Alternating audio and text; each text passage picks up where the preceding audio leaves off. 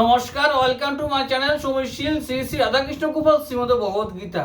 আজ 21 জুন 2025 আমি শ্রীমদ ভগবত গীতার প্রথম অধ্যায়ের 13তম শ্লোকের ব্যাখ্যার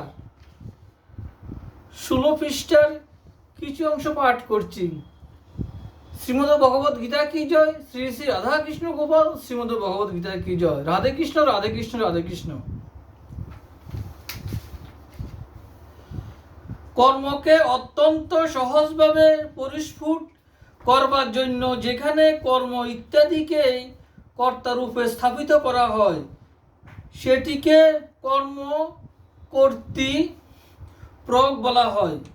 যেমন কেউ কাঠ কাটছে, এটিকে সহজভাবে বুঝাবার জন্য কাঠ ছেঁড়াই হচ্ছে এরূপ প্রয়োগ করা হয়। সেই রূপই যেখানে বাদ্য বাজানো হয়েছে এরূপ প্রয়োগ করা উচিত ছিল, কিন্তু বাদ্য বাদনকে সহজ বুঝাবার জন্য সেনাদের উৎসাহ বুঝাবার জন্য বাদ্যগুলি বেজে উঠল, এরূপ প্রয়োগ করা হয়েছে।